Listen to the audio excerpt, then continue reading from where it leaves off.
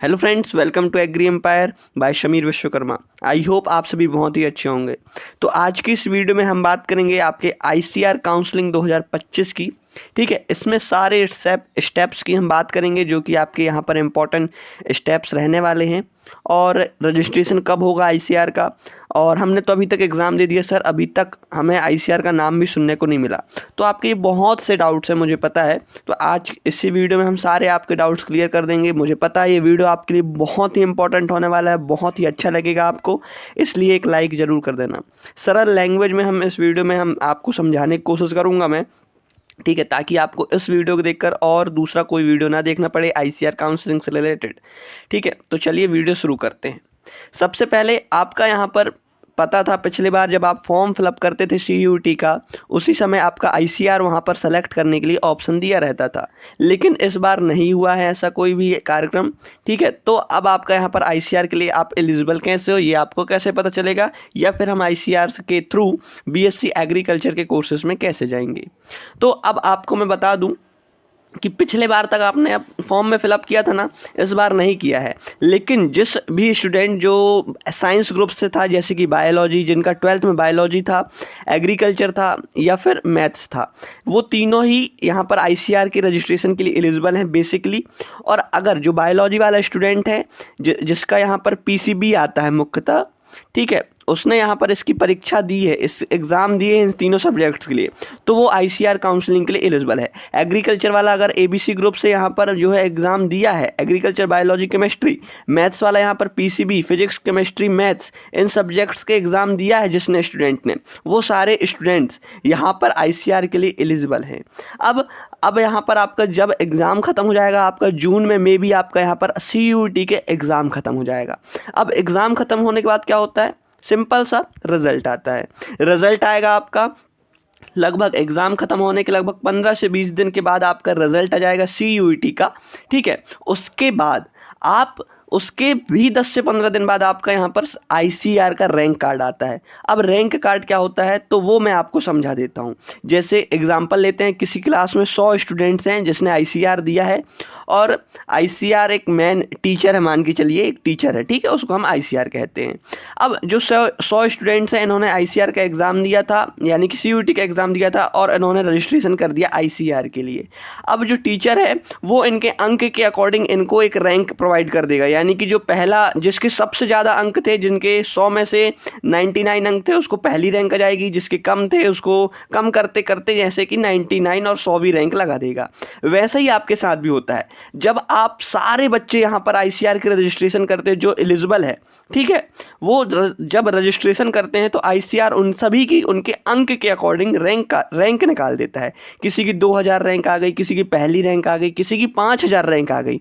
तो जितने भी बच्चे यहाँ पर रजिस्ट्रेशन करेंगे उसके अकॉर्डिंग उनकी रैंक लग जाएगी, उनके अंक के अकॉर्डिंग। जितने भी जो मेन सब्जेक्ट्स है, वो तीनों सब्जेक्ट्स के ही अंक जोड़कर आपकी रैंक लगेगी। अगर कोई पीसीबी वाला है, उसने हिंदी का भी एग्ज़ाम दे दिया, इंग्लिश का भी दे दिया है, लेकिन उसके हिंदी और इंग्लिश के अंक नहीं जुड़ेंगे, क्योंकि आईसीआर सिर्फ 3 मेन सब्जेक्ट्स के ही अंक जोड़ता है और उसी के अकॉर्डिंग आपकी रैंक निकलती है।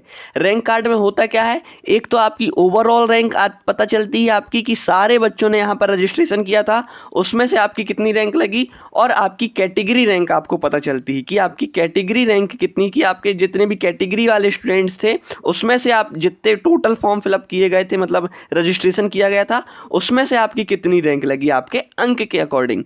ठीक है, तो ये आपकी रैंक पता चल जाती है। अब आपको यहाँ पर 2 चीज़ें पता चल गई कि आपका रिजल्ट आया, रिजल्ट आने के बाद आपने रजिस्ट्रेशन किया, जैसे कि यहाँ पर स्टेप बाय स्टेप मैंने सारी चीज़ें यहाँ पर आपको बताई हैं, पूरा पीडीएफ आपके लिए बनाया हूँ। सबसे पहले आपका रिजल्ट आया, रिजल्ट के बाद आपने ऑनलाइन रजिस्ट्रेशन कर दिया आईसीएआर का। ठीक है, अब आपकी यहाँ पर रैंक कार्ड आ गई, ठीक है, कि अब आपको पता चल गया कि हमारे अंक के अकॉर्डिंग हमारी इतनी रैंक है। अब क्या होगा आपका, बेसिकली अब आपको चॉइस फिलिंग करनी पड़ेगी। आप किसकी चॉइस फिलिंग करनी पड़ेगी, कॉलेजेस की।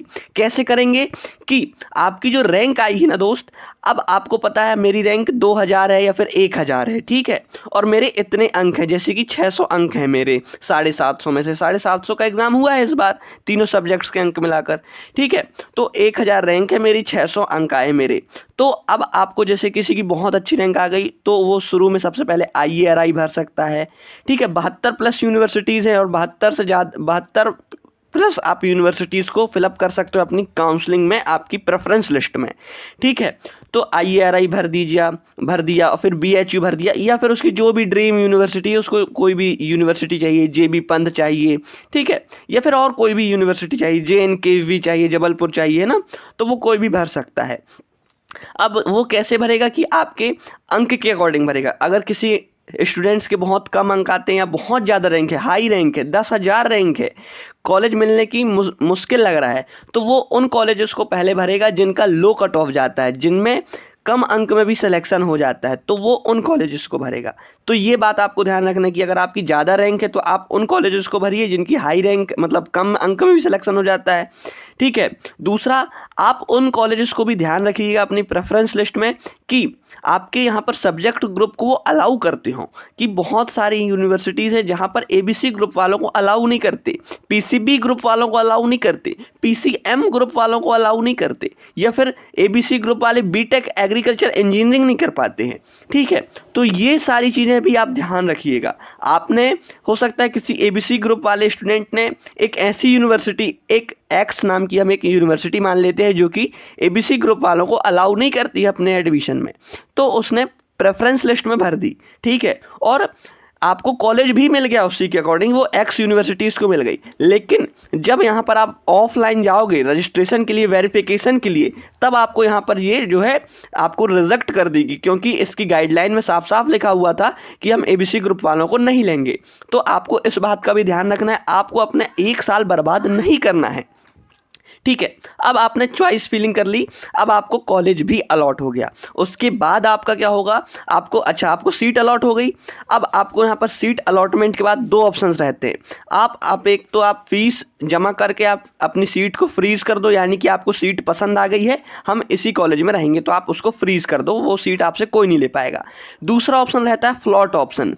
फ्लॉट ऑप्शन में ये रहता है कि हमें ये सीट पसंद तो है, लेकिन हमें इससे भी अच्छा अगर कॉलेज मिलता है तो हम उसको ले लेंगे, इसको छोड़ देंगे। तो आप उस स्थिति में क्या करते हो कि आप फीस फिल कर देते हो, ठीक है, और आप सेकेंड राउंड के लिए भी एलिजिबल हो जाते हो। तो आपको अगर सेकेंड राउंड में अच्छा कॉलेज मिलता है तो आप इस सीट को छोड़कर आप दूसरे कॉलेज में चले जाते हो। अगर बाय चांस आपको अच्छा कॉलेज नहीं मिलता है सेकेंड राउंड में, तो आपको जो फर्स्ट राउंड में कॉलेज मिला था वो तो आपके पास रहेगा ही रहेगा। तो इसमें ये बेनिफिट हो जाता है। तो आई होप आपको ये भी अच्छे से समझ में आया होगा। अब सीट अलॉटमेंट हो गया, आपको अच्छा कॉलेज मिल गया आपकी मनपसंद का। अब उसके बाद क्या होगा, जैसे किसी स्टूडेंट को IARI मिल गया, ठीक है। अब IARI न्यू दिल्ली में है, Indian agriculture research institute, best university, best deemed university यहाँ पे एग्रीकल्चर की, ठीक है। अब वहाँ पर उन्होंने जिस स्टूडेंट का, मान लो कि बात किसी X स्टूडेंट का यहाँ पर एडमिशन मतलब कॉलेज अलॉट हो गया। अब IARI क्या करेगा, इसको पर्सनल रीच करेगा और उसको एक डेट बताएगा कि आप इस दिन आए, 12 से 15 तारीख के बीच आए हमारे यहाँ पे, और अपने सारे ओरिजिनल डॉक्यूमेंट्स लेकर आए। हम आपके सारे ओरिजिनल डॉक्यूमेंट्स का यहाँ पर वेरिफिकेशन करेंगे, और उस स्टूडेंट का वेरिफिकेशन किया उसने IARI ने, उसके बाद वहाँ पर उसका एडमिशन हो जाएगा।